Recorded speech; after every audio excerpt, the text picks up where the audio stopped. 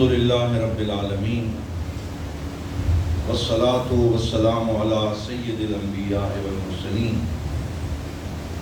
سیدنا و مولانا و ملجأنا و مأوانا و حبیبنا و طبیب قلوبنا سیدنا و مولانا محمد المصطفیٰ وعلى آلہ الطیبین الطاہرین و ازواجہ الطاہرات امہات المؤمنین و اصحابہ الہادین المہدیین و اولیاء امتہ و علماء ملتہ اجمعین اما بعد فاعوذ باللہ من الشیطان الرجیم بسم اللہ الرحمن الرحیم قال اللہ تبارک و تعالی فی القرآن المجید والفرقان الحمید اِنَّا أَعْطَيْنَاكَ الْكَوْثَرَ فَصَلِّ لِرَبِّكَ وَانْحَرْ إِنَّ شَانِئَكَ هُوَ الْأَبْتَرُ صدق اللہ مولانا العظیم۔ بآواز بلند حضور نبی رحمت صلی اللہ علیہ وسلم کی بارگاہ میں ہدیہ درود پیش کریں۔ الصلاۃ والسلام علیک یا سیدی یا رسول اللہ، الصلاۃ والسلام علیک یا سیدی یا حبیب اللہ، الصلاۃ والسلام علیک یا رحمت للعالمین وعلی آلک و اصحابک یا شفیع المذنبین۔ بعد از حمد و صلات، معزز و محتشم زینت مسند صدارت، مجاہد اہل سنت، پیکر اخلاص و محبت، حضرت قبلہ پیر محمد ظفر عباس صاحب محمدی سیفی، سجادہ نشین آستانہ علیہ حاضہ جڑا والا، ان کے برادر گرامی جناب محترم علامہ ڈاکٹر مظہر عباس صاحب محمدی سیفی حفظہ اللہ تعالی، اور اس سلسلہ طریقت سے وابستہ جملہ یاران طریقت، اللہ تعالیٰ آپ کا ذکر امام علی مقام کے لیے روشن اور تابندہ چہروں کے ساتھ، محبت بھرے جذبات کے ساتھ یہاں حاضر ہونا اس موسم کے اندر، جبکہ ابر کرم برس رہا ہے، تو اللہ تعالیٰ آپ کی یہ حاضری اپنی بارگاہ میں مقبول و منظور فرمائے۔ آج پوری دنیا سید الشہداء، راکب دوش مصطفیٰ، شہزادہ گلگوں قبا، لخت جگر سیدہ زہرا، نور نظر علی المرتضیٰ، حضرت سیدنا امام حسین ابن علی رضی اللہ تعالی عنہ کی یاد منا رہی ہے،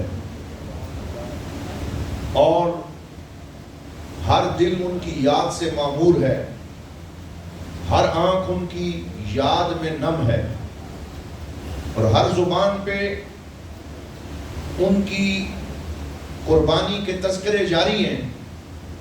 ابھی ہم آپ کی طرف آ رہے تھے، راستے میں جگہ جگہ لوگ زبردستی روکنے کی کوشش کرتے ہیں، گاڑی روکتے ہیں، آپ باہر نکل کے دیکھیں، ان کے ہاتھ میں سبیل ہے، دودھ ہے، پانی ہے، شربت ہے، اور وہ کہتے ہیں آپ نے ضرور پی کے جانا ہے، اور روکنے کی کوشش کرتے ہیں۔ یہ کس نے راستے میں وہ شاخ کھڑے کر دیے؟ یہ کس نے ان کے ہاتھ میں ٹھنڈا میٹھا پانی پکڑا دیا؟ یہ کون انتظام کر رہا ہے؟ اللہ تعالیٰ انسانیت کو بتا رہا ہے کہ وہ حسین جس پہ 7 دن پانی بند کیا گیا، جس کے بیٹوں کو فرات کے دریا سے ایک قطرہ میسر نہ آیا، انہیں مجبور نہ سمجھنا، انہیں اس پانی سے محروم نہ سمجھنا۔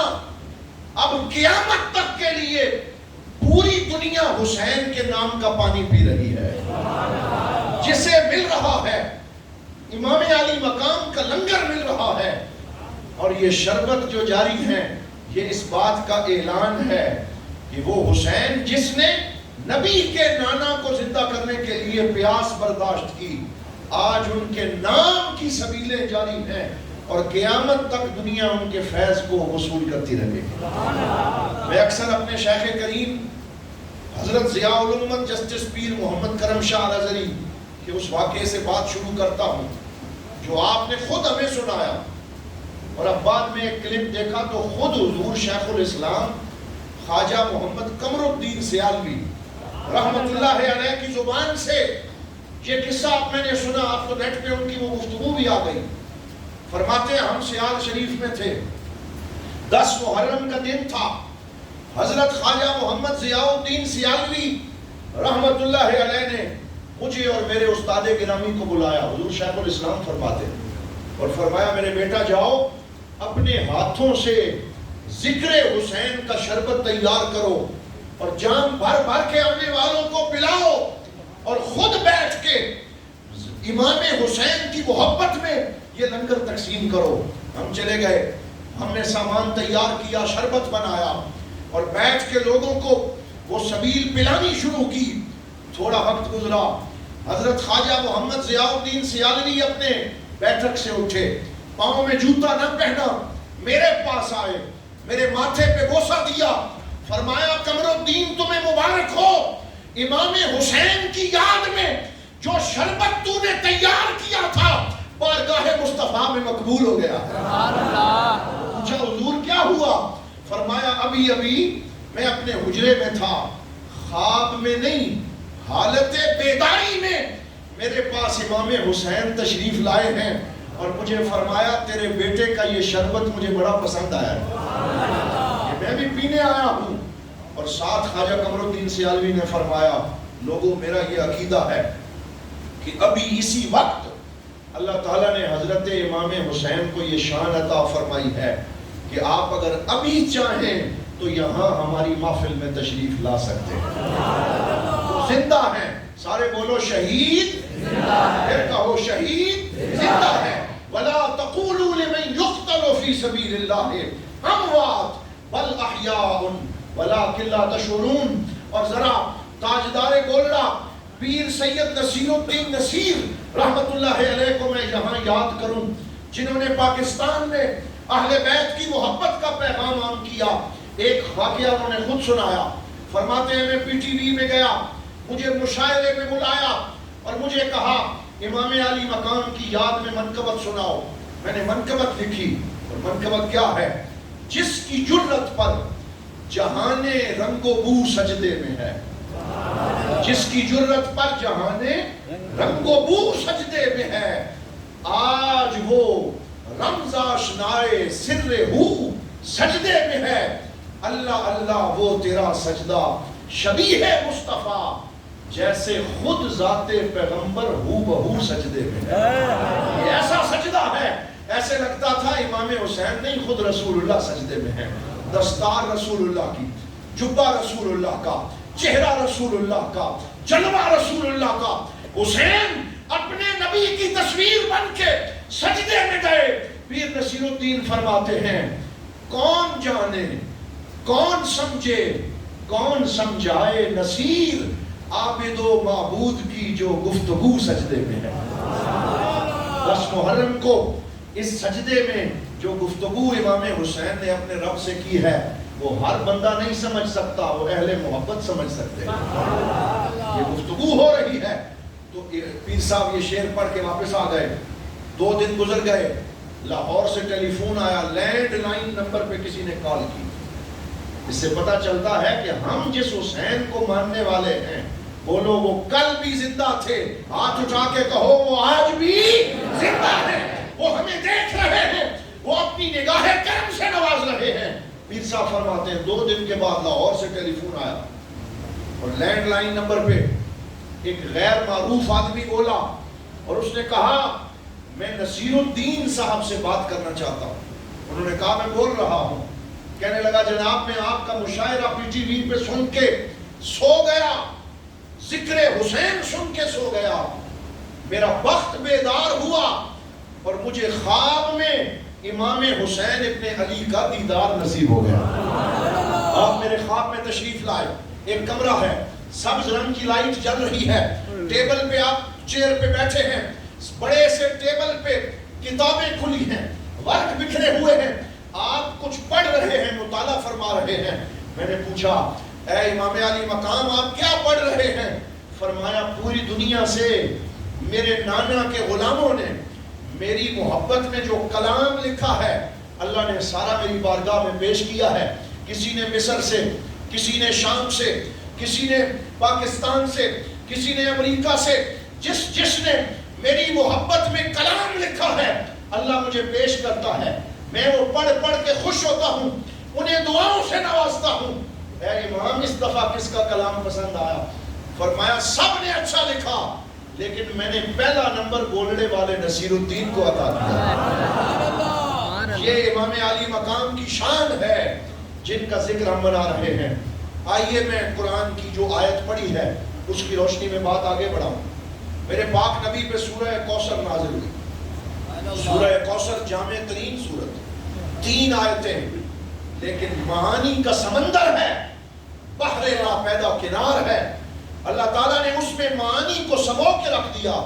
اے میرے حبیب ہم نے آپ کو خیر کثیر عطا فرمائی، جو دیا بے حساب دیا. بولو علم دیا تو، آپ بولے ذرا میرے ساتھ، علم دیا تو بے حساب، مال دیا تو بے حساب دیا، شجاعت دی تو بے حساب دی، اور سخاوت دی تو بے حساب دی، اولاد عطا فرمائی تو بے حساب عطا فرمائی.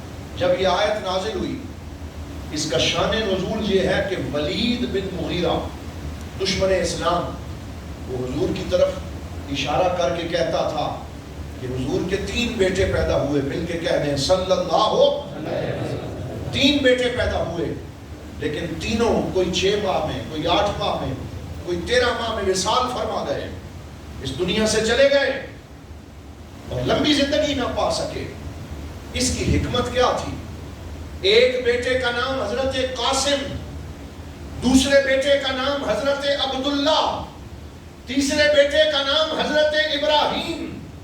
یہ جو بعض علماء طیب اور طاہر بیٹا شمار کرتے ہیں، یہ دونوں حضرت عبداللہ کے لقب ہیں، یہ الگ بیٹے کا نام نہیں ہے. بولو سرکار کے بیٹے کتنے ہیں؟ 3. حضرت قاسم، حضرت عبداللہ، حضرت ابراہیم. کوئی 6 ماہ میں، کوئی 8 ماہ میں، کوئی 13 ماہ میں وصال فرما گئے. وجہ کیا ہے؟ اگر حضور کا کوئی بیٹا جوان بالغ ہو جاتا، سرکار کے بعد زندہ رہتا، ختم نبوت پہ حرف آتا اور لوگ کہتے ابراہیم کے بعد اسماعیل نبی، یعقوب کے بعد یوسف نبی، آدم کے بعد ان کا بیٹا نبی، اس لیے ہم نبی پاک کے بیٹے کو نبی بنائیں گے. اللہ کو اپنے نبی کی ختم نبوت اتنی پیاری ہے، فرمایا ما کان محمد ابا احد من رجالکم ولکن رسول اللہ وخاتم النبیین وکان اللہ بکل شیء علیما. فرمایا ہے میرے نبی تیری اولاد بھی ہمیں بڑی پیاری ہے، لیکن ہم نے ختم نبوت کا پہرا دینا ہے، اس لیے تیرے بیٹوں کو جوانی میں نہیں بچپن میں اپنے پاس بلا رہے ہیں تاکہ آپ کسی مرد کے باپ نہ بنے، بچوں کے باپ رہیں. تو جب بچے چلے گئے دشمنوں نے کہا محمد صلی اللہ علیہ وسلم نعوذ باللہ اب تر ہو گئے. یہ لفظ بولا اب تر ہو گئے، اور اب تر وہ ہوتا ہے جس کی اولاد نہ ہو، جس کا نشان مٹ جائے، جس کا ذکر ختم ہو جائے. میرے حضور کے دل میں ملال آیا، دکھ آیا. اللہ رب العزت نے اپنے پاک نبی صلی اللہ علیہ وسلم کا یہ دکھ دیکھا نہ گیا. اللہ تعالیٰ نے سورہ کوثر کی آیت نازل کر دی. یہ پریشان نہ ہو، یہ پسینہ ذکر حسین میں آ رہا ہے، اسے آنے دیں. اس لیے نہ پنکھے کی ضرورت ہے نہ پانی کی، آپ میری بات سنتے رہیں. اللہ آپ کو سلامت رکھے. کل بڑا عجیب واقعہ ہوا کہ میں فیصل آباد میں خطاب کر رہا تھا، بڑا پسینہ آ رہا تھا. تو بعد میں ایک بندہ آیا میرے پاس، کہنے لگا یہ جو ٹیشو ہے جس سے آپ نے پسینہ صاف کیا مجھے دے دیں. میں نے کہا میں اس طرح کے چونچلے نہیں کرتا، مجھے یہ عادت نہیں ہے، یہ میرا پسینہ ہے اور یہ ٹیشو جو ہے یہ ڈسٹ بن میں جائے گا. کہنے لگا نہیں، مجھے آپ کا خیال نہیں ہے، یہ پسینہ جس شخصیت کے ذکر میں آیا ہے میں اس نسبت کا احترام کر رہا ہوں. ایسے لوگ بھی موجود ہیں. میں نے کہا اللہ تیری محبت سلامت رکھے، لیکن یہ بات کہیں اور نکل جائے گی، اس لیے ہمیں اپنی یاد میں مست رہنے دو. تو جب انہوں نے ابتر کہا اور انہوں نے سرکار دو عالم کے بیٹوں کے وفات پہ اعتراض کیا، اللہ تعالیٰ نے فرمایا میرے ساتھ مل کے پڑھو، اِنَّا آتَيْنَاكَ الْكَوْثَرَ فَصَلِّ لِرَبِّكَ وَانْحَرْ إِنَّ شَانِئَكَ هُوَ الْأَبْتَرُ۔ فرمایا اے میرے حبیب پریشان نہ ہو، غم نہ کریں، یہ جو آپ کو ابتر کہتے ہیں ان کا نشان مٹ جائے گا، ہم تیرا نشان مٹنے نہیں دیں گے، بلکہ تیرا نشان بھی باقی رہے گا، تیرا ذکر بھی باقی رہے گا۔ نعرہ تکبیر، نعرہ رسالت، نعرہ تحقیق، نعرہ حیدری، حسینیت۔ فرمایا آپ کا نشان بھی باقی رہے گا، آپ کا ذکر بھی باقی رہے گا۔ حضور صلی اللہ علیہ وسلم نے پوچھا یا اللہ ذکر تو باقی رہے گا، نشان کیسے باقی رہے گا؟ اولاد نسل بیٹوں سے چلتی ہے، میرا تو کوئی بیٹا نہیں۔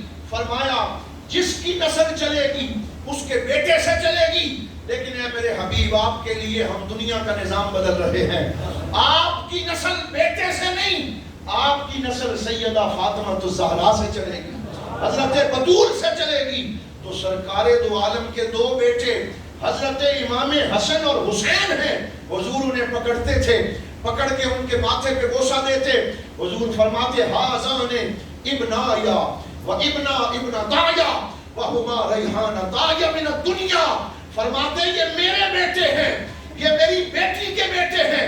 پھر حضور انہیں سونگتے، انہیں آنکھوں سے لگاتے، ان کو اپنے سینے سے چمٹا لیتے۔ لوگ کہتے یا رسول اللہ میرے 10 بیٹے ہیں، میں تو انہیں سونگتا نہیں ہوں، انہیں چومتا نہیں ہوں۔ حضور نے فرمایا اگر اللہ تیری دل سے رحمت کو کھینچ لے تو ہم کیا کریں، یہ رحمت ہے۔ اور فرمایا میں انہیں اس لیے سونگتا ہوں کہ ان سے مجھے جنت کی خوشبو آتی ہے، ان سے مجھے جنت کی خوشبو آتی ہے۔ سرکار انہیں سونگتے تھے اور انہیں سینے سے لگاتے۔ میرے غریب نواز حضرت ضیاء الامت جسٹس پیر محمد کرم شاہ غزنی نے قرآن پاک کے اندر ایک آیت کی تفسیر کرتے ہوئے یہ جملے لکھے، یہ یاد رکھنا۔ آپ نے فرمایا دنیا میں قانون یہ ہے کہ باپ گوندل ہو اور ماں راجپوت ہو، رشتہ ہو جائے، بیٹا پیدا ہو، مجھے بتائیں جو بیٹا پیدا ہوگا وہ گوندل کہلائے گا یا راجپوت کہلائے گا؟ ہے جی، گوندل کہلائے گا۔ جو نسب باپ کا ہوگا بولو وہ کس کا ہوگا؟ بیٹے کا۔ راجپوت ماں کا نسب نہیں چلے گا، باپ کا چلے گا۔ لیکن جب حضرت امام حسن اور حسین پیدا ہوئے، کچھ لوگوں نے کہنا شروع کر دیا کہ حضور کی اولاد نہیں ہے، یہ حضرت ابو طالب کی اولاد ہے۔ مولا علی شیر خدا کے باپ کا نام حضرت ابو طالب ہے، لہٰذا ہم انہیں نسل مصطفیٰ نہیں نسل ابو طالب کہیں گے۔ سرکار نے سیدہ پاک کو بلایا، مولا علی کو بلایا، حضرت امام حسن اور حسین کو بلایا، اپنے ساتھ کھڑا کیا، اپنی رحمت کی چادر ان پانچوں ہستیوں پہ ڈالی اور ڈال کے فرمایا اللہم ہؤلاء اہل بیتی، یا اللہ یہ ابو طالب کی اولاد نہیں ہے، یہ مجھ محمد کی اولاد ہے۔ کیا فرمایا یہ کس کی اولاد ہے؟ مجھ محمد کی اولاد ہے۔ لہٰذا سادات کا سلسلہ نسب حضور سے شروع ہوتا ہے۔ وہ لوگ کس سے شروع ہوتا ہے؟ حضور سے شروع ہوتا ہے۔ اب وراثت کی بات کرتے ہیں۔ آج کل لوگ جھگڑا کرتے ہیں، وہ کہتے ہیں کہ باغ لینے گئی تھی، باغ نہ دیا، حق ختم کر دیا، طرح طرح کی باتیں کرتے ہیں۔ حضور ضیاء الامت ایک حدیث ضیاء القرآن میں لے کے آئے، وہ آپ علماء سے سنتے رہتے ہیں کہ جب سرکار کا آخری وقت آیا، سیدہ عائشہ صدیقہ کے حجرے میں تھے، حضرت سیدہ فاطمہ دونوں شہزادوں کی انگلی پکڑ کے حضور کے پاس لے گئے۔ یا رسول اللہ ہازان ابناکا فورثہما یا رسول اللہ، یا رسول اللہ یہ آپ کے بیٹے ہیں، باپ اپنے بیٹوں کو اپنی وراثت دیتا ہے، میں بیٹے لے آئی ہوں، انہیں اپنی وراثت سے حصہ عطا فرمائیں، اپنی وراثت سے حصہ عطا فرمائیں۔ یہ لوگ یہ اس حدیث کو یاد نہیں کرتے۔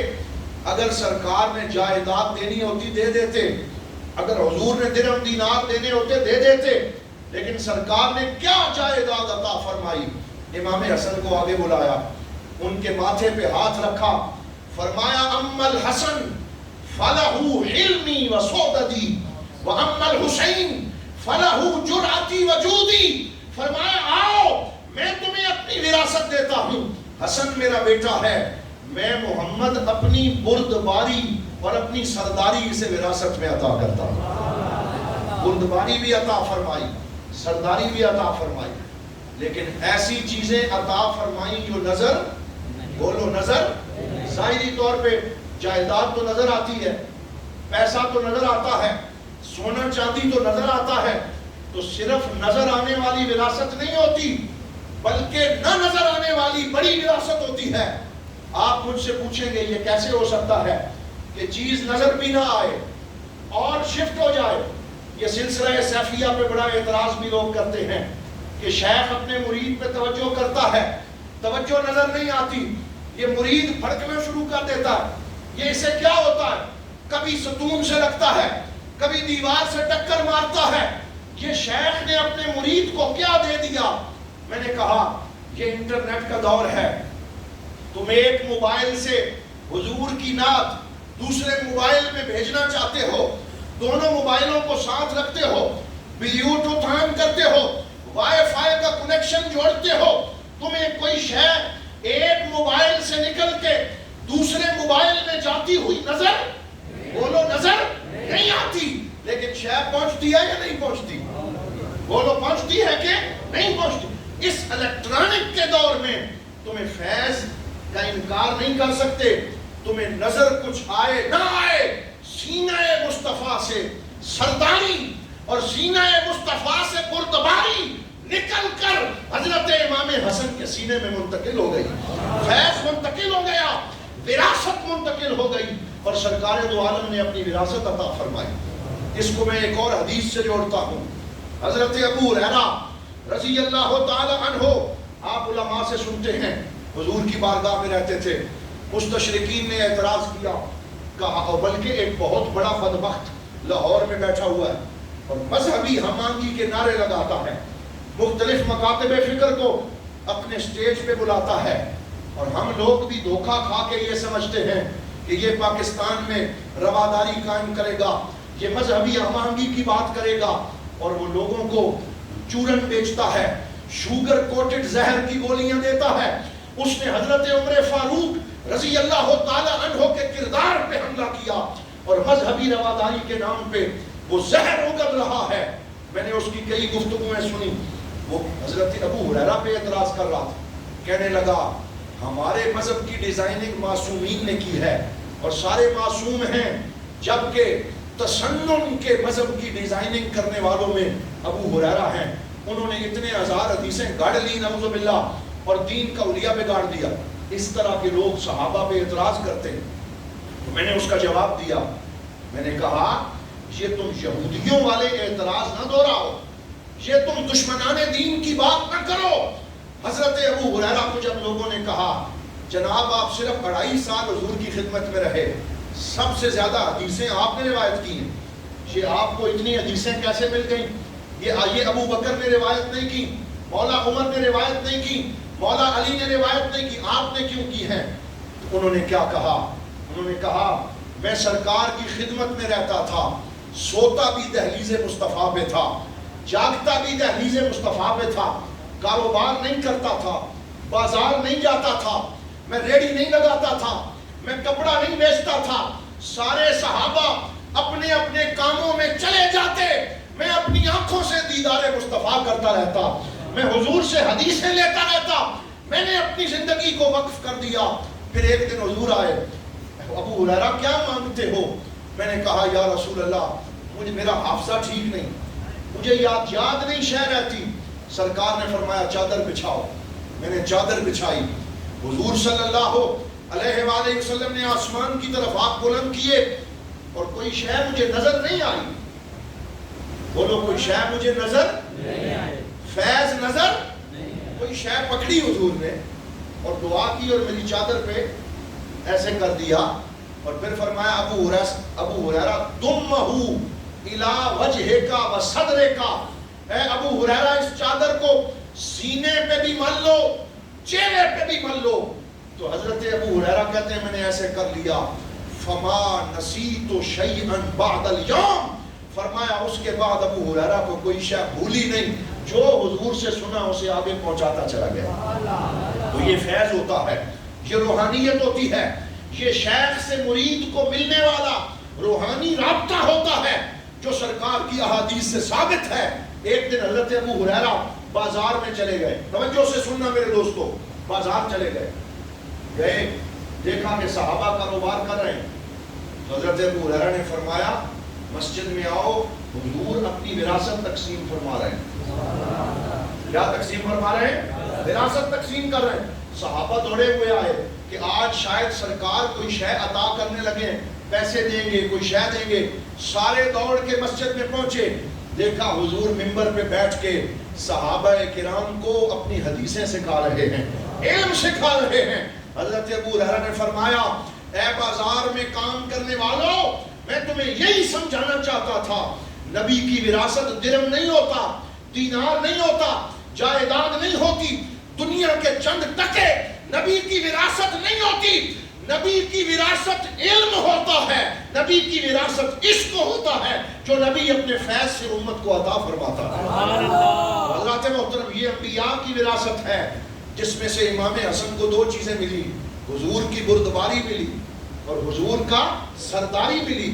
پھر امام حسین کے ماتھے پہ ہاتھ رکھا اور فرمایا وَأَمَّا الْحُسَيْنِ فَلَهُ جُرْأَتِي وَجُودِي، حسین کو میں اپنی سخاوت عطا کرتا ہوں اور اپنی بہادری اور شجاعت عطا کرتا ہوں۔ دونوں شہزادوں کو سرکار دو عالم صلی اللہ علیہ وسلم نے اپنی وراثت عطا فرمائی، اور پھر ان دونوں شہزادوں نے اس وراثت کو سنبھالا، صحابہ کرام سے حضور کی محبت کو سیکھا اور صحابہ کو سکھایا، اور تعلیم و تعلم کا یہ سلسلہ ان کے درمیان جاری رہا، اور یہ بات آگے بڑھتی رہی۔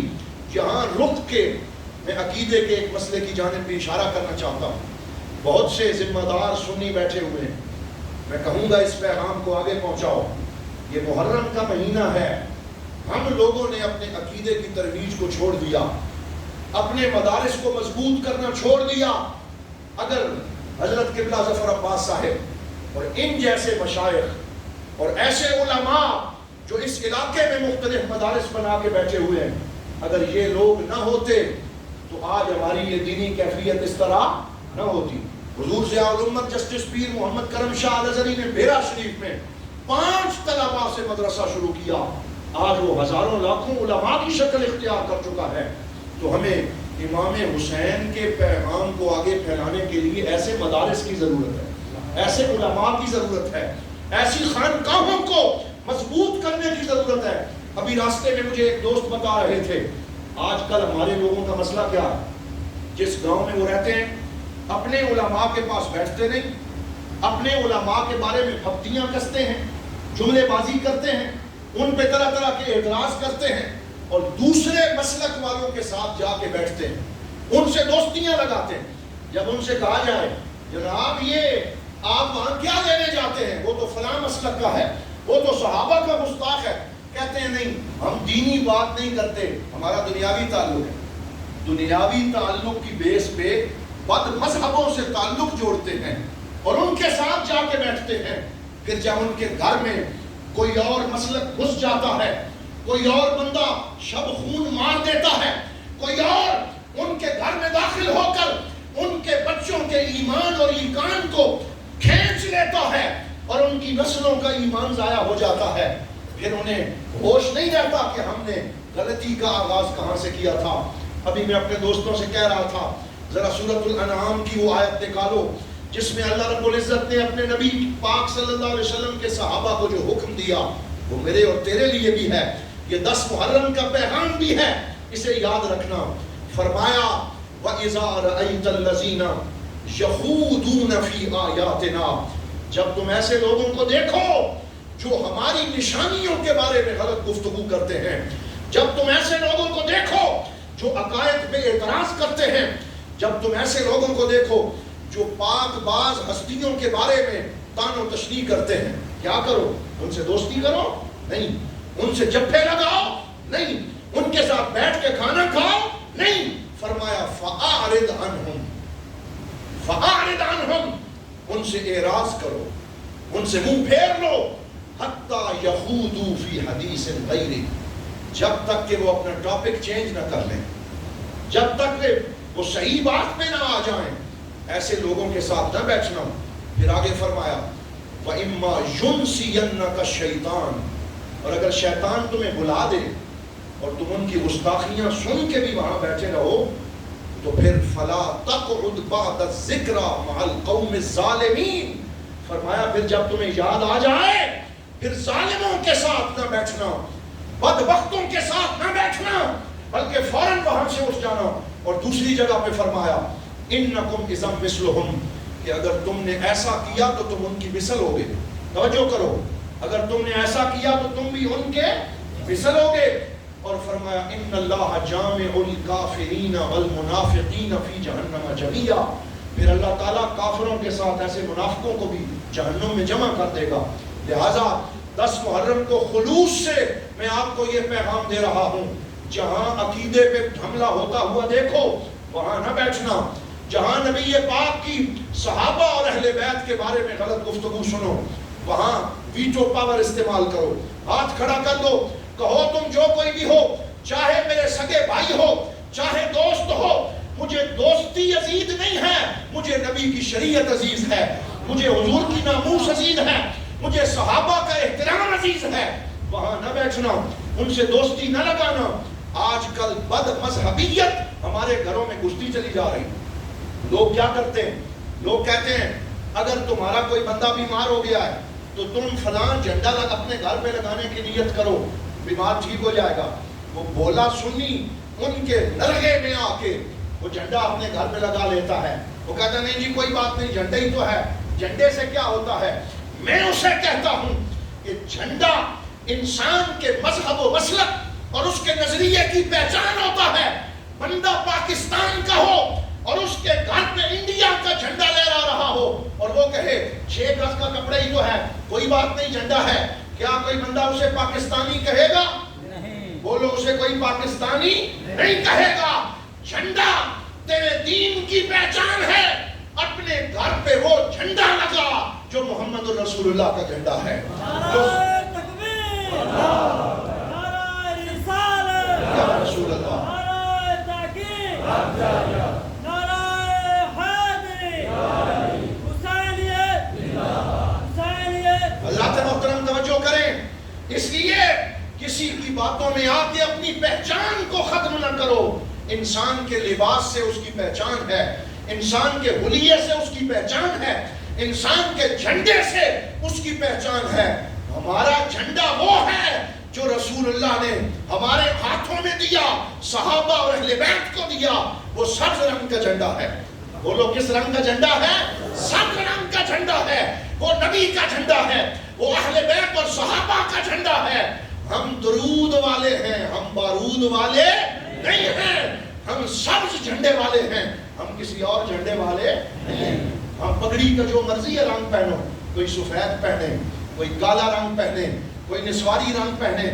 پگڑیوں کے بارے میں شوائل میں یہ روایات آئی ہیں، سرکار نے مختلف رنگوں کی پگڑیاں استعمال کی، لیکن اپنی شناخت پہ سودے بازی کرو گے تو پھر ہاتھ ملتے رہ جاؤ گے، پھر تمہاری نسلیں تمہارے ہاتھوں سے نکل جائیں گی۔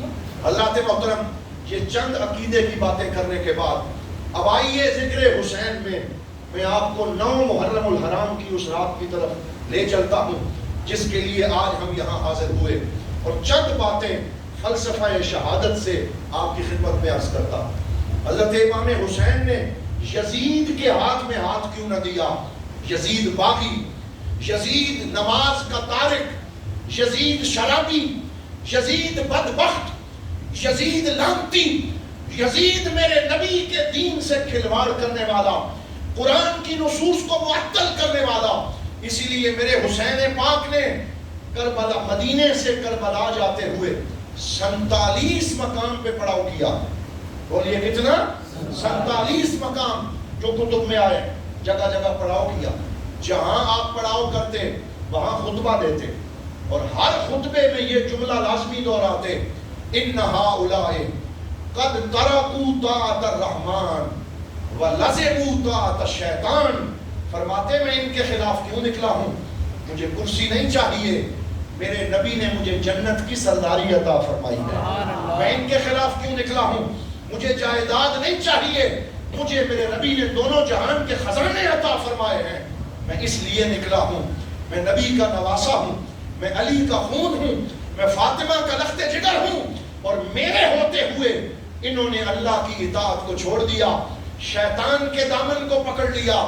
مثلی لا یباشر مثلہ، فرمایا میرے جیسا پاک باز ایسے بدبخت کے ہاتھ میں ہاتھ نہیں دے سکتا جو حضور کے دین سے دشمنی کرنے والا ہے۔ تو اگر امام حسین یزید کے خلاف کھڑے نہ ہوتے تو پھر باطل کی آنکھوں میں آنکھیں ڈالنے کی مثال قائم نہ ہوتی، پھر حق کا جھنڈا بلند نہ ہوتا، پھر قیامت تک کوئی آدمی ظالم کے خلاف کھڑا نہ ہوتا۔ ظالم کے خلاف اٹھنے کی ہمت جسے ملی ہے وہ امام حسین کے اس عظیم قربانی سے ملی ہے۔ ابھی میں جڑاوالا میں ایک جگہ عرض کر رہا تھا کہ نیلسن منڈیلا ساؤتھ افریقہ کا بادشاہ اور ساؤتھ افریقہ کا ریفارمر انقلابی، جس نے 20 سال جیل کاٹی اور 20 سال تک جبر و استبداد برداشت کیا، لیکن جیل سے بھی اپنے لوگوں کو خط لکھتا رہا، ڈٹا رہا، جمع رہا، اور ساؤتھ افریقہ کی تاریخ کو اس نے بدل کے رکھ دیا۔ وہ مسلمان نہیں، عیسائی ہے، لیکن کسی نے اس سے پوچھا اے نیلسن منڈیلا یہ بتا تجھے جیل میں یہ جرأت کہاں سے ملی، یہ حوصلہ کہاں سے ملا؟ تو نیلسن منڈیلا نے اپنی کتاب میں لکھا ہے، اس نے کہا میں نے لوگوں کو جواب دیا مجھے حق کا ساتھ دینے اور باطل کے خلاف ڈٹنے کا حوصلہ مسلمانوں کے قائد حضرت امام حسین سے ملا۔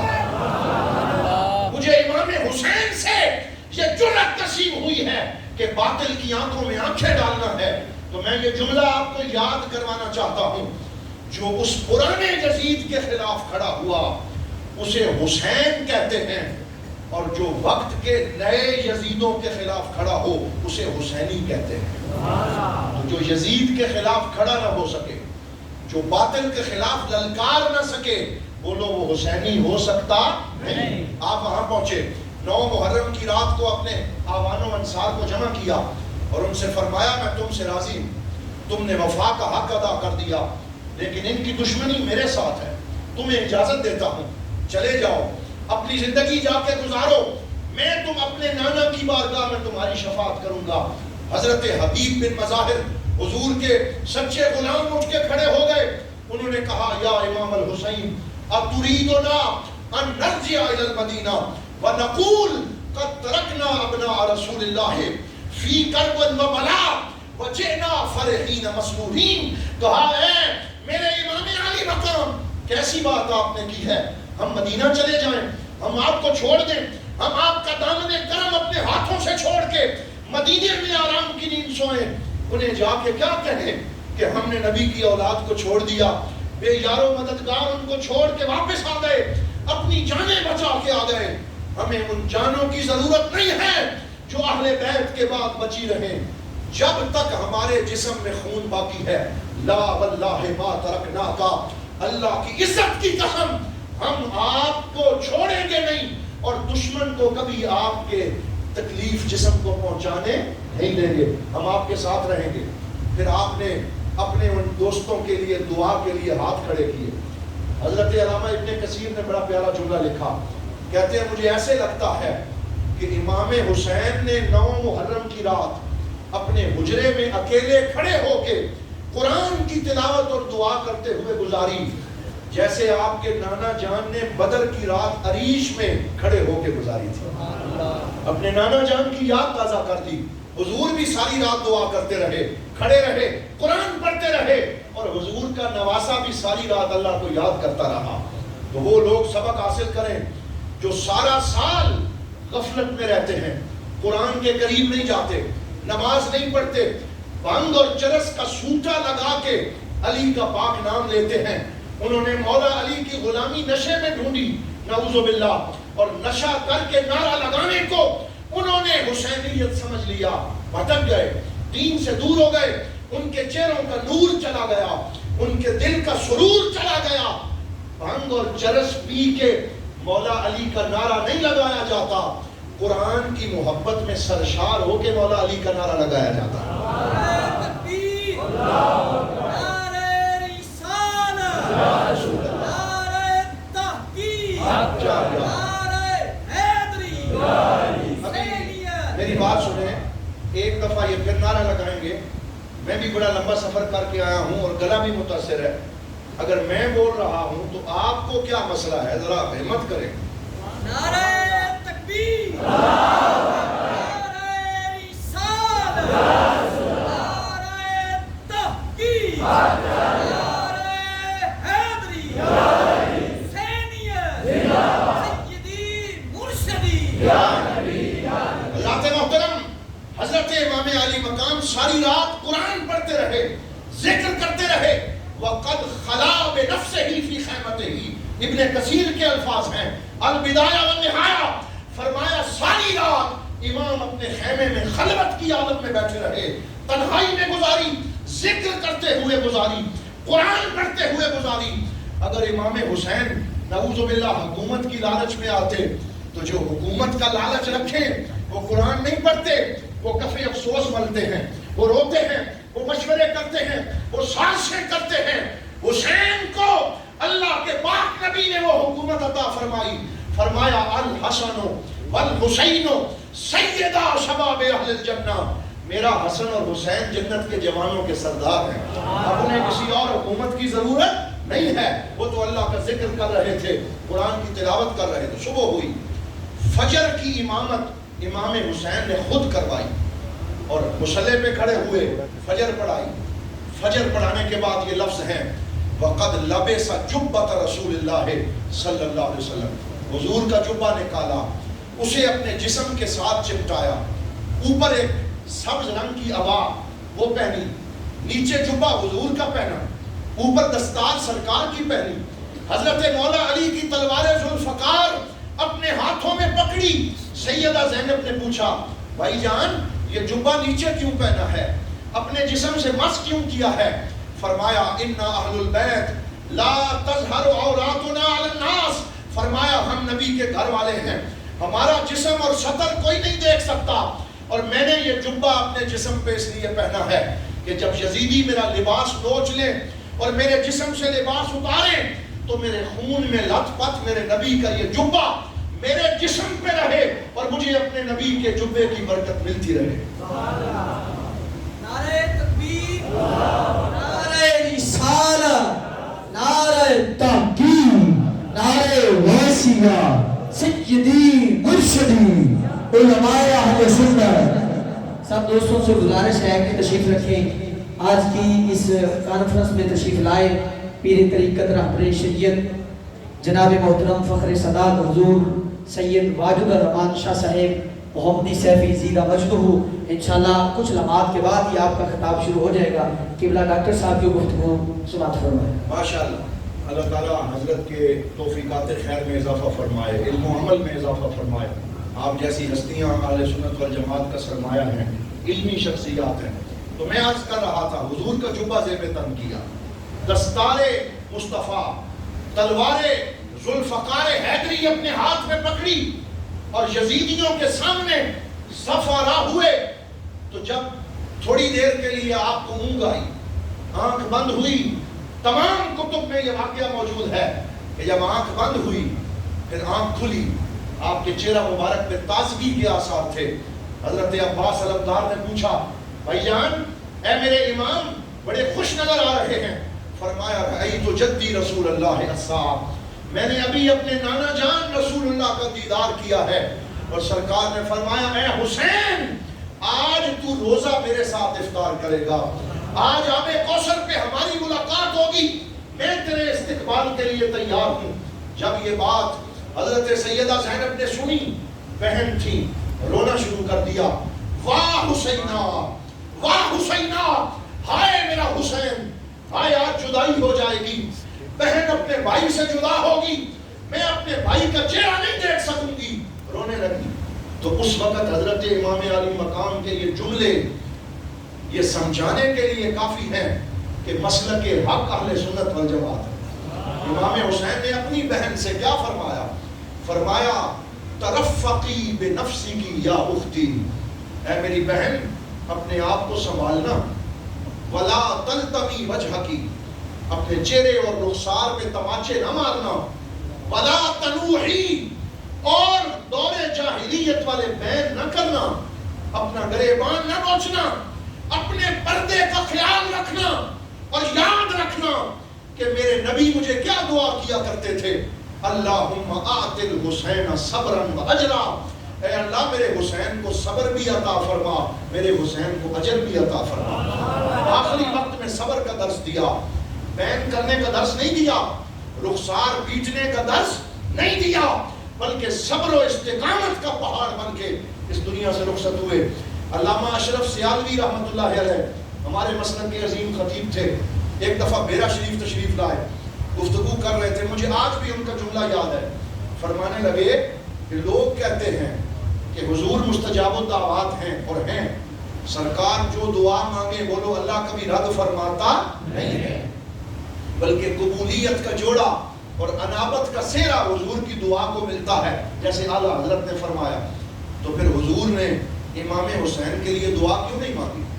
ایک دفعہ حضور کو پتا تھا میرا نواسہ شہید ہوگا، فلاں دن شہید ہوگا، فلاں زمین پہ اس کو تہہ تیغ کیا جائے گا، سرکار نے وہ شیشی حضرت سیدہ ام سلمہ کو دی تھی کہ اس میں مٹی ہے، جس دن یہ مٹی سرخ ہو جائے گی سمجھ لینا میرے بیٹے کو کربلا میں شہید کر دیا۔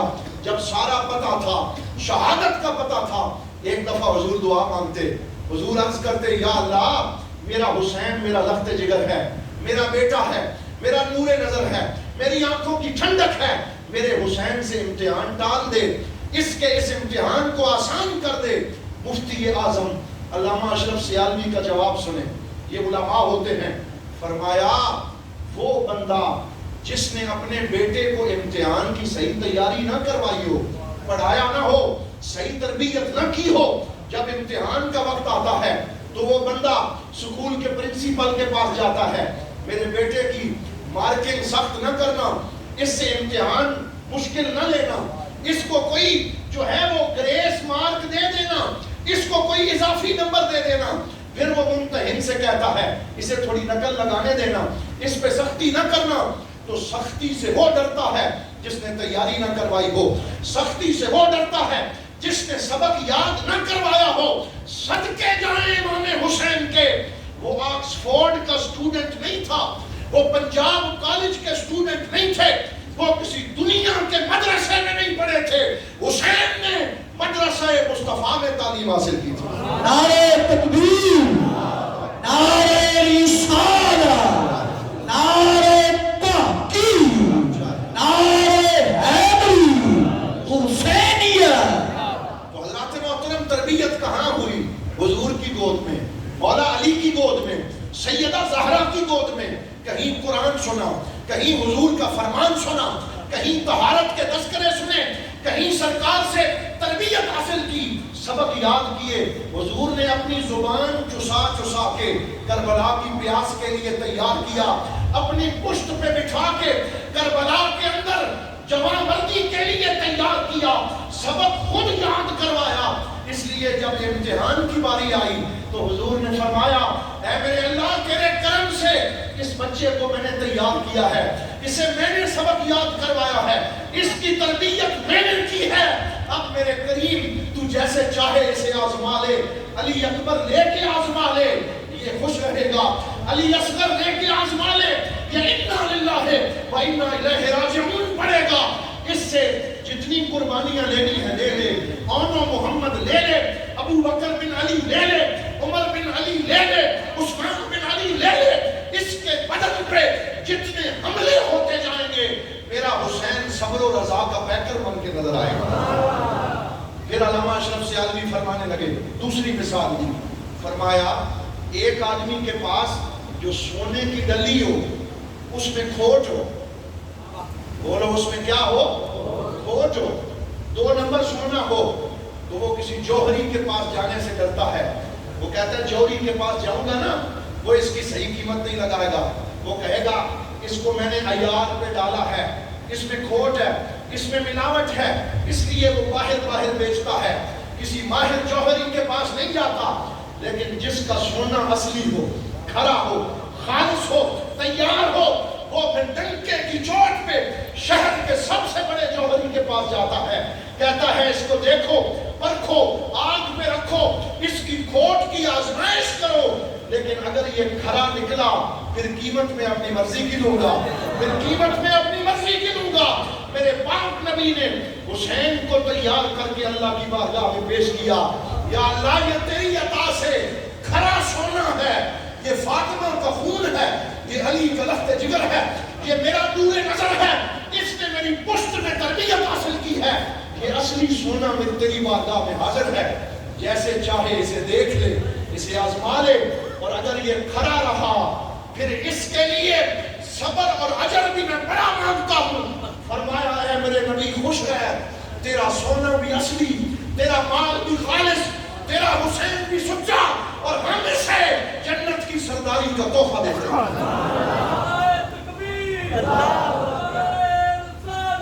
یا رسول اللہ،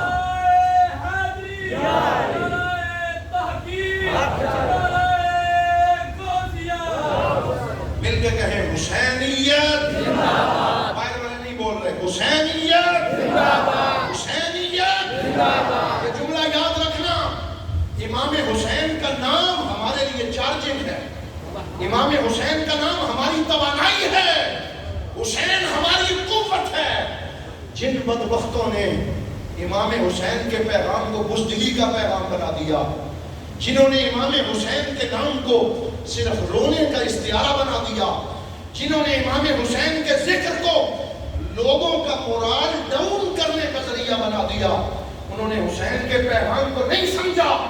حسین کا پیغام بزدلی کا پیغام نہیں، بہادری کا پیغام ہے، موت کا پیغام نہیں، حیات کا پیغام ہے، یہ حیات جاویدانی کا پیغام ہے۔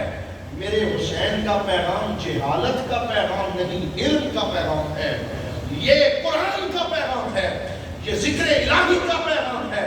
اس لیے ہم نے امام حسین سے بزدلی نہیں سیکھی، بولو ہم نے حسین سے شجاعت سیکھی ہے، ہم نے بہادری سیکھی ہے۔ ہم سنیوں نے ان کے پیغام کو زندہ کرنا سیکھا ہے کہ امام حسین کا نام لے کے تو مردوں میں جان پڑ جاتی ہے۔ بات کو مختصر کرتا ہوں، پھر آپ آ گئے، یزیدیوں کے لشکر کو دیکھا، اور علامہ فرماتے ہیں کہ تاریخ دمشق میں ابن عساکر لکھتے ہیں ففاضت عیناہ، جب یزیدی لشکر کی نظر پڑی تو آنکھوں سے آنسو جاری ہو گئے۔ حضرت سیدنا عباس علمدار رضی اللہ عنہ علیہ السلام فرمایا تجزع من الموت یا اخی، اے میرے امام کیا موت یاد کر کے رونا آ گیا؟ تو امام علی مقام نے فرمایا لیس الحسین الذی من الموت یجزع، فرمایا حسین ان میں سے نہیں ہے جو موت کو یاد کر کے روئیں، حسین تو موت کی آنکھوں میں آنکھیں ڈالنے والا ہے، حسین تو شہادت کے پیغام کو سمجھنے والا ہے۔ شہادت ہے مطلوب و مقصود مومن، نہ مال غنیمت نہ کشور کشائی۔ میں نے تو شہادت کو اپنے نبی سے سیکھا ہے، حضرت امیر حمزہ سے سیکھا ہے، مولا علی سے سیکھا ہے، حضرت عمر فاروق سے سیکھا ہے، اپنے بھائی حسن سے سیکھا ہے۔ میں موت سے ڈر کے نہیں روتا، کیوں روتے ہیں، غم کیوں کرتے ہیں، آنکھیں کیوں ڈبڈبا گئی؟ فرمایا ہؤلاء سیدخلون النار بسبب قتلہم ایایا، فرمایا میں اس لیے رو رہا ہوں، یہ بدنصیب تھوڑی دیر میں اہل بیت پہ بے گناہ حملے کر کے خود جہنم میں جانے والے ہیں، جہنم کی آگ میں سڑنے والے ہیں۔ رحمت للعالمین کا نواسا اس لیے رو رہا ہے کہ کاش یہ جہنم میں نہ جاتے، یہ جنت میں جاتے۔ ارید حیاتہم ویریدون قتلی، میں ان کو زندگی کا پیغام دیتا ہوں، یہ جہنم کی طرف جاتے ہیں۔ یہ اس نبی کا نواسا ہے جس کے بارے میں سرکار دو عالم کے رب نے فرمایا وَاذْكُرُوا نِعْمَتَ اللَّهِ عَلَيْكُمْ إِذْ كُنْتُمْ أَعْدَاءً فَأَلَّفَ بَيْنَ قُلُوبِكُمْ فَأَصْبَحْتُمْ بِنِعْمَتِهِ إِخْوَانًا وَكُنْتُمْ عَلَى شَفَا حُفْرَةٍ مِّنَ النَّارِ فَأَنْقَذَكُم مِّنْهَا، وہ نبی جس نے جہنم کے گڑھے سے لوگوں کو چن چن کے جنت کی طرف بھیجا، آج ان کا نواسا بھی چاہتا ہے یزیدی جہنم میں نہ جائیں، یہ واصل نار نہ ہو۔ آپ روئے ان کے انجام کی فکر کر کے، پھر خطبہ دیا، فرمایا میں تمہارے نبی کا بیٹا ہوں، میں تمہارے نبی کا نواسا ہوں، میں وہ ہوں جس کو حضور اپنے کندھے پہ بٹھاتے تھے، میں وہ ہوں جسے سینے پہ لٹاتے تھے، میں وہ ہوں جس کی انگلی پکڑ کے چلتے تھے، میں علی کا بیٹا ہوں، میں فاطمہ کا خون ہوں، مجھے پہچانو، یہ جرم نہ کرو۔ لیکن جب وہ باز نہ آئے پھر سلسلہ قتال شروع ہوا، ایک ایک کر کے سارے حسینی جانثار کٹتے رہے، شہید ہوتے رہے۔ حضرت علی اکبر کی باری آئی، آپ نے اپنے پاک نبی صلی اللہ علیہ وسلم کی طرح آپ کی داڑھی مبارک سینے پہ چھائی ہوئی تھی، اور 18 سال کی عمر میں جو حضرت علی اکبر کو دیکھتا تھا اسے دیدار مصطفیٰ نصیب ہو جاتا تھا۔ حضور کی تصویر تھے۔ حضرت امام علی مقام سے اجازت لے کے کربلا کے میدان میں گئے، لفظ پڑھا، انا علی ابن الحسین ابن علی نحن و بیت اللہ اولا بالنبی، فرمایا میں علی بن حسین بن علی ہوں، اللہ کی عزت کی قسم ہم نبی کے زیادہ حقدار ہیں۔ سترون الیوم ستری ان ابی، فرمایا آج تم دیکھو گے میں اپنے نانا کے دین کی حفاظت کیسے کرتا ہوں۔ پھر آپ لڑے، ڈٹ کے جہاد کیا، یزیدیوں کی صفیں الٹ کے رکھ دی، انہیں واصل جہنم کیا۔ جس طرف آپ جاتے لوگ کہتے علی کا خون آ رہا ہے، حسین کا بیٹا آ رہا ہے۔ ایک دفعہ میدان جنگ کا نقشہ پلٹ کے رکھ دیا۔ حیرانگی کی بات ہے، مولانا کوثر نیازی اگرچہ کسی مسلک سے تعلق رکھتے تھے لیکن بڑی اچھی باتیں کرتے تھے۔ ایک دفعہ میں نے ان کی زبان سے سنا، فرمانے لگے دنیا میں حق و باطل میں مارکے کی جو فتح و شکست ہے اس کا معیار یہ تھا کہ جب جنگ ہوتی تو جو فوج مورچہ جیتتی وہ مارکا جیتتی، سمجھیں، جو مورچہ جیت جاتی وہ مارکا جیت جاتی۔ کہتے ہیں پوری انسانیت میں امام حسین کی یہ جنگ واحد جنگ ہے کہ مورچہ یزید نے جیتا ہے، مارکا حسین نے جیتا ہے۔ بولو مورچہ کس نے جیتا؟ یزید ظاہری طور پہ، لیکن مارکا کس نے جیتا؟ حسین نے جیتا۔ حضرت علی اکبر آپ جب داد شجاعت دینے کے بعد گرے تو آپ کے والد گرامی ان کا جوان لاشا اٹھانے کے لیے گئے۔ حضرات محترم، میں جب یہ ذکر کرتا ہوں تو پھر زبان میں سکت نہیں رہتی، پھر دل جو ہے وہ سینے سے باہر آنے لگتا ہے۔ میری اپنی زندگی کا واقعہ ہے، MH اسپتال راولپنڈی، میں اپنے ایک عزیز کے ساتھ وہاں گیا تھا، یہ 2 سال پہلے کی بات ہے۔ میرے ہوتے ہوتے ایک نوجوان 15-16 سال کے لڑکے کو لایا گیا جسے کرنٹ لگا تھا اور وہ بالکل آخری سانسیں لے رہا تھا۔ اس کی جوان بہنیں ماں اس کے ساتھ تھی، ایمرجنسی وارڈ میں اسے ڈالا گیا۔ تھوڑی دیر کے بعد ڈاکٹر باہر نکلے، ان کے چہرے پہ مایوسی تھی اور وہ کہہ سکے ہم آپ کے بیٹے کو نہیں بچا سکے، وہ اس دنیا سے چلا گیا۔ میں نے اس بہن کی جو چیخیں سنی اور اس ماں کا جو نالا سنا اور اس باپ کے جو آنسو میں نے دیکھے، جس کی جوان جمع پونجی بجلی کا کرنٹ لگنے سے اس کے ہاتھوں سے نکل گئی، اللہ کی عزت کی قسم دل دہل اٹھا کہ دیکھو ان کا جوان بیٹا چلا گیا۔ انہیں کوئی پتہ نہیں تھا وہ منہ سے کیا کہہ رہے ہیں، یا رائے ضبط نہیں تھا، چیخیں آسمان سے لگ رہی تھی۔ اس دن میں نے چشم تصور میں اپنے دل میں سوچا اس کا ایک جوان گیا، ماں نے اپنے ہوش کھو دیے۔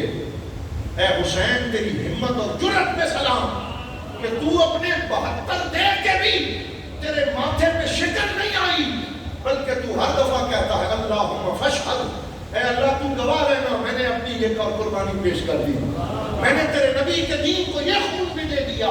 یہ حوصلہ کہاں سے آیا، یہ جرأت کہاں سے آئی، یہ استقامت کہاں سے آئی؟ کہتے ہیں علامہ ابن عساکر کہ 56 سال حضرت امام حسین کی عمر تھی جب آپ نے اپنے جوان بیٹے کے لاشے کو اٹھانا چاہا۔ آپ کی داڑھی میں کوئی بال بھی سفید نہیں تھا، سارے بال کالے تھے، زلفیں کالی تھی حضور کی طرح، بالکل خوبصورت زلفیں تھی۔ لیکن جب حضرت علی اکبر کے لاشے کو اٹھا کے خیمے تک پہنچایا، غم کا وہ پہاڑ امام حسین پہ ٹوٹا۔ منہ سے تو کچھ نہیں بولے لیکن داڑھی کے بال اتنی دیر میں سفید ہو گئے، اتنی دیر میں داڑھی کے بال مبارک سفید ہو گئے۔ غم اندر ہی اندر اتر گیا، لیکن امام حسین کے لبوں پہ بولو شکوا نہیں آیا، ماتھے پہ شکن نہیں آئی، چہرے کا رنگ نہیں بدلا، بلکہ ساری قربانی پیش کر دی۔ حضرت علی اصغر کو اپنی گود میں اٹھایا، ایک یزیدی کا تیر پہ وسط ہوا، ان کے پاک خون کو اپنے چلو میں بھر کے آسمان کی طرف پھینکا اور فرمایا یہ ایک نشانی باقی تھی، اسے بھی تیری بارگاہ میں پیش کرتا ہوں۔ حضرت علی زین العابدین جو بیمار تھے، انہوں نے اپنی پھوپھی حضرت سیدہ زینب سے فرمایا ایک ہاتھ میں لاٹھی دو، ایک ہاتھ میں تلوار دو، کہ میں بھی آج اپنے ابا جان کے ساتھ شہادت پیش کروں گا۔ لاٹھی دیکھتے ہوئے خیمے سے باہر نکلے، بیماری سے تلوار نہیں اٹھائی جا رہی تھی۔